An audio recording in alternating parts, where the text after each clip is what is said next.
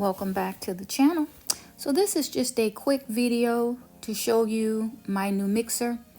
A little while ago I showed you in a shopping haul the new mixer I got off Amazon.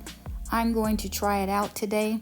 I'm a little bit under the weather, so not going to get on camera, but I did want to show you the mixer. I decided to bake just a small batch of my favorite cookies, peanut butter cookies. So I already have the butter and the shortening in the mixing bowl. You saw I just locked the mixing bowl down to the mixer stand itself. I am adding or inserting the beater, but I just remembered that this mixer comes with a shield or a cover in hopes of the mixture or the elements not splattering all over the place. So I'm now trying to put that on top of the bowl and add the beater in the attachment of the mixer stand. Again, first and foremost, let me just say thank you for tapping into this video.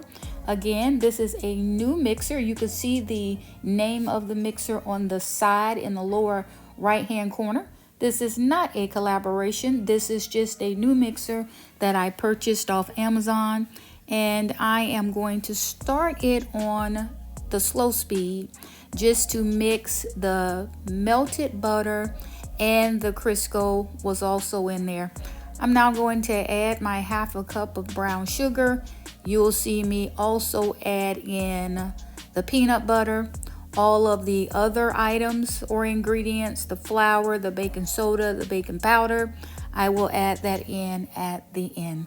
If you're not a subscriber to my channel, but you like the content that I create, please hit your subscribe button, click your notification bell, make sure you click all so that you will be notified each time I upload a video.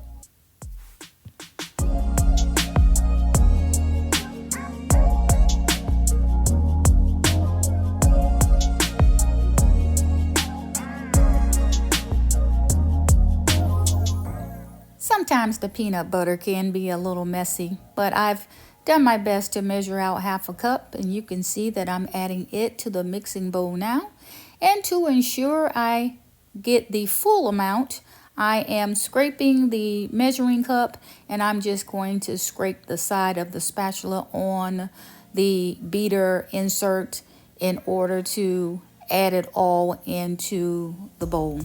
And again, if you are not one of my subscribers, please click your subscribe button. Make sure you click the notification bell so that you'll be notified each time I upload a new video.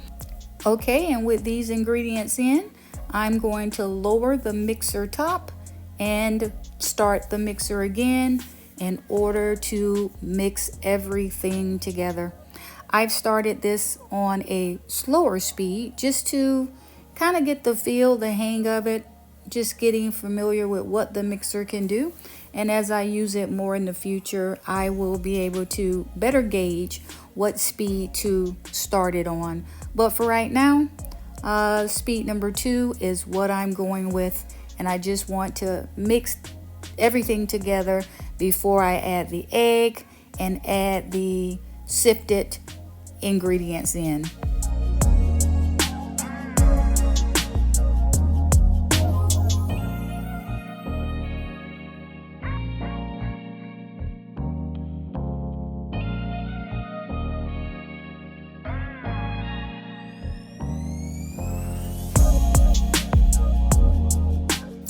I halted the mixer in order to add the remaining ingredients in, the flour, the regular sugar, all those things. And now I'm showing you from the front how it looks with the splash shield.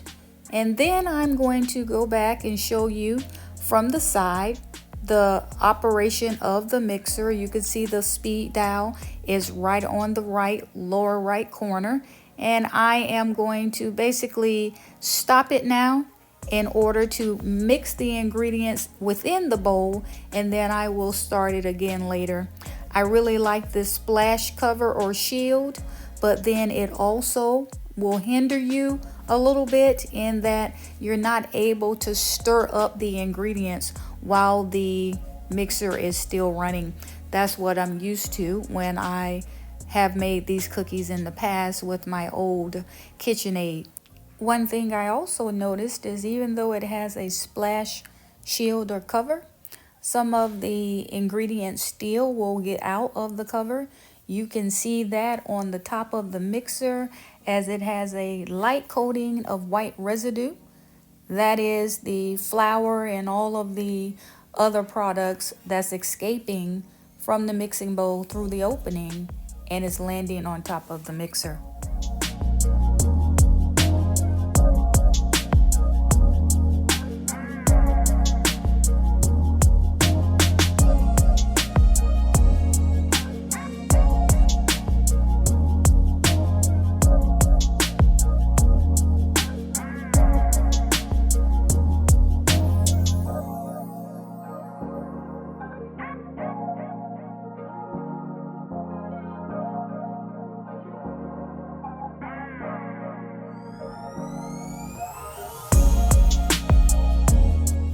Some time has elapsed on this video, so I didn't record it all, but I let the mixer run for a little while longer, and I think I'm at the point where I am done.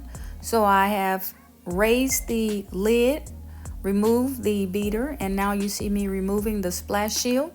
And let me just give you a look of the batter itself. I'm only going to make a small batch, so this is how it did.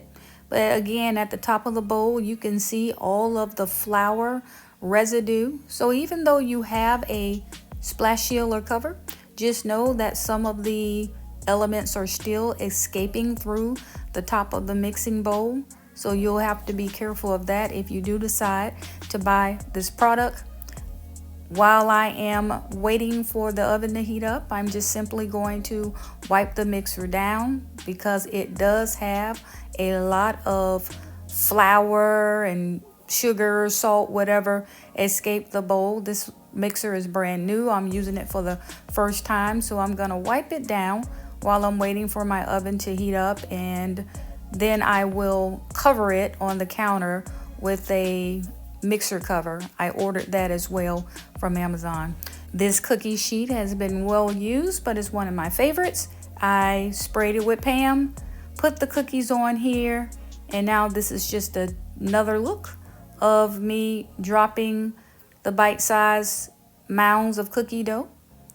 Here are the cookies when they came out of the oven. I think I did okay. I'm not a baker, but I did all right for myself. This is me taking them off of the cookie sheet, putting them on a plate for them to cool down, and then later I put them in this small glass dome that I have on the countertop, and I just get them from here whenever I feel like eating them. This is Freddie. I'm Freddie King's Home Decor, and I'll see you in the next one.